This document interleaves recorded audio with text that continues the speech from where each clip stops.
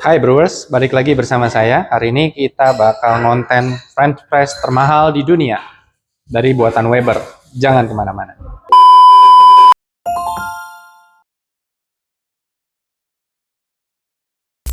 Oke, jadi kalau kalian mau tahu, French press ini mungkin salah satu alat seduh yang paling basic kalau di dunia manual brew, yaitu kalian cukup bubuk kopi aja.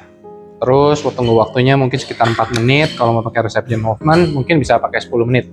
Kemudian setelah waktunya selesai, kita tinggal pencet seperti ini.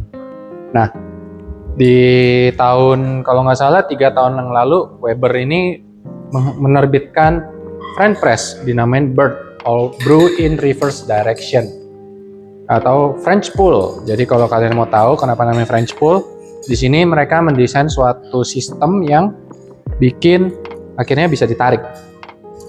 Nah, kayak gini tuh, bisa kalian lihat sendiri ya, presisinya seperti ini, dan sekaligus memecahkan rekor yaitu French press termahal di dunia. Kalau kalian mau cek, ada di toko hijau, harganya mungkin sekitar 9 jutaan. Jadi kalian mau tahu gimana rasanya, Brewers harganya 9 jutaan. Hari ini kita bakal nyeduh dan kita bandingin sama French press yang reguler ya guys. Jangan kemana-mana. Jadi hari ini kita bakal nyeduh pakai Gayo Anoxia ya. Masing-masing mungkin kita akan pakai 12 gram. Satu di French press biasa, satu lagi di French pull atau French press.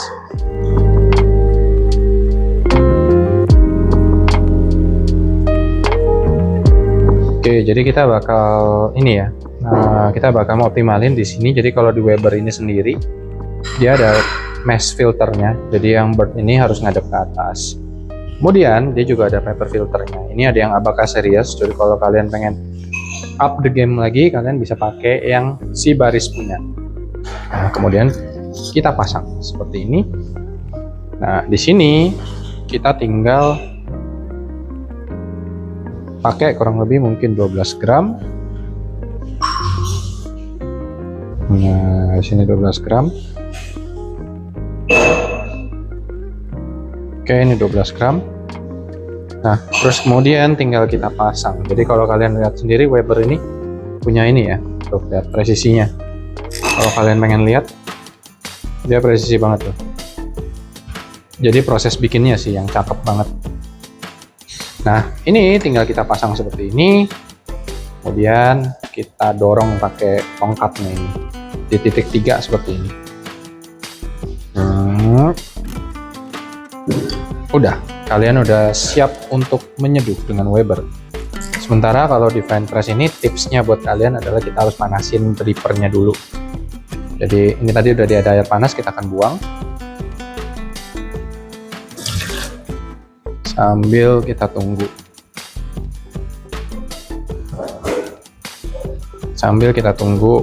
Ini pakai 12 gram juga.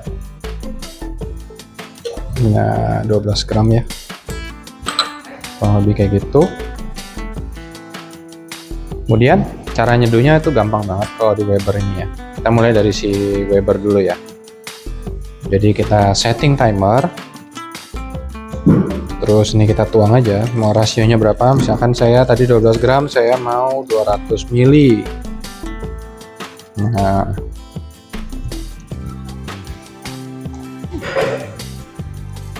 oke.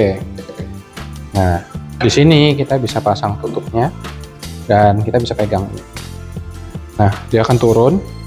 Nah, ini challengingnya buat kalian dari Weber, ini kita nggak boleh sampai terlalu agresif, kalau nanti bijinya akan mental atau coffee groundnya akan mental.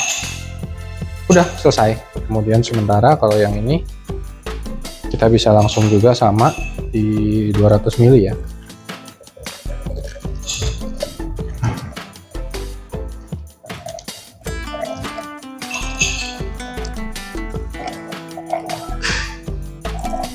Jadi another tips kalau mau main immersion seperti ini, kita pakai suhunya 100 derajat. Yeps, kalian nggak salah. Kita pakai suhunya di 100 derajat. Kemudian kita tunggu kurang lebih mungkin di 3 menit. Oke, jadi ini udah mulai masuk ke 3 menit. Jadi kalau si French press biasa ini kita butuh setir kerasnya guys. Nah, sementara kalau di Weber tadi udah masuk ke sistemnya ya. Jadi dia tadi kita bisa ngaduk dulu sedikit gitu. Nah, kalau kita cara Weber adalah seperti ini. Nah, kita tarik ini. Nah, dia udah langsung narik dia. Magical desainnya happen tuh. Bunyinya juga cakep banget kayak bunyi jam analog yang mahal pada saat ditarik. Sementara kalau yang ini kita tinggal tekan. Ini pro tips juga kalau kalian mau bikin French press, jangan tekan sampai ke bawah. Kayak ibu-ibu yang biasa lakukan. Nah, tekannya seperti ini aja. Cuma di permukaan aja biar graphic groundnya nggak itu. Iya. Dan ya bisa lihat sendiri ya. Warnanya lebih bening dibandingkan French press. Ini kalau saya pindahin ke server.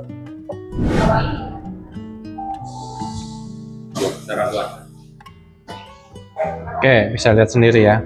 Tuh, kebutekannya ini jauh lebih butek. Ini udah kayak difilter.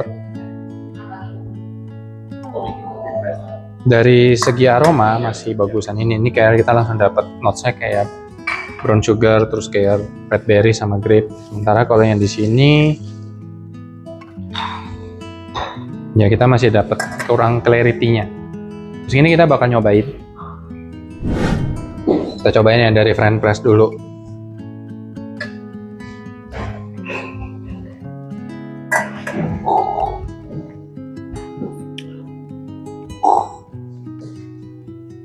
Ya, kalau dari segi rasa dari French press yang kita kelola dengan benar, rasanya sih juga oke banget. Cuman kalau saya bilang ini masih lebih ada mudiness-nya.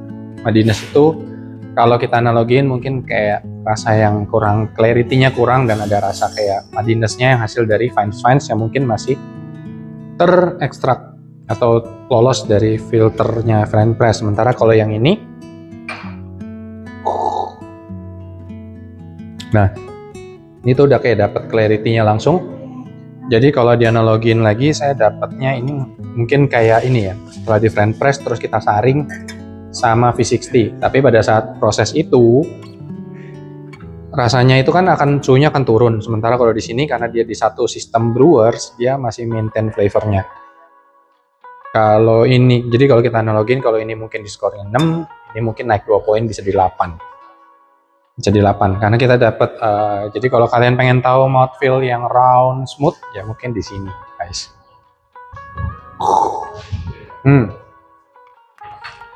Dan habis gini kita bakal masuk ke burukannya dan kebaikannya apa. Yups, jadi kita kalau bilang kebaikannya yang pasti kalau kalian bicara soal produknya Weber itu ya. Weber itu udah salah satu brand kopi yang terkenal mahal, presisi, dan build quality-nya bagus banget. Kalau kalian pegang sendiri, jadi awal-awal dia launching ini justru viral sekaligus menimbulkan pro kontra. French press apa di harga segitu guys, gitu. Dan tapi setelah saya megang sendiri produk ini, menurut saya produk ini tuh worth it ya. Worth it kenapa? Karena dia bisa ekstraksi dan do the job seharga French press 9 juta really well. Cara bersihnya juga kalau kalian pengen tahu sendiri kayak French press kayak gini, cara bersihnya masih ribet kan. Jadi kalian harus buka. Nah, terus di situ masih ada fines-nya juga yang harus kalian bersihin juga. Sementara kalau ini, kalau kalian pengen tahu cara bersihnya udah dipikirin secara matang juga. Nah, ini kalau kalian tahu, paling cuma perlu waktu sedikit. Nah, tinggal bersihin ini, kalian buka, tinggal bersihin, tapi hati-hati. Kenapa? Karena metal filternya bisa kebuang. Banyakan sering kayak gitu. Kalau kejelekannya, ya nggak usah ngomong ya, harganya mahal banget guys. Nah, untuk siapa French pull ini? Ya buat kalian yang merasa atau pecinta Weber, tapi kalian merasa ini sesuatu yang worth it untuk dikoleksi, dan kalian pengen sesuatu brewan yang gampang, dimana aja udah rasanya pasti enak, ini mungkin jadi pilihannya kalian. Tapi kalau kalian masih kaum mendang-mending yang mungkin masih cari, oh masa ada French press harganya 9 jutaan, ya bisa kalian akalin yaitu dengan tubruk saring. Jadi kayak French press kayak gini, pakai French press kayak gini, terus kalian pakai suhu lebih tinggi, kemudian kalian itu sendiri tuang ke dalam V60. Walaupun saya juga yakin rasanya pasti beda, karena ini rasanya benar-benar manis, bulat, ya nggak ada celah sih. jadi pengen pakai ini buat compulsory. Compulsory. Yap, kurang lebih gitu aja. Jadi kalau kalian mau cari produk ini ada di Yume Cafe di Surabaya. Dan ini produk ini dipinjemin sama Yume Cafe. Dan sekian konten kali ini, sampai jumpa di konten berikutnya.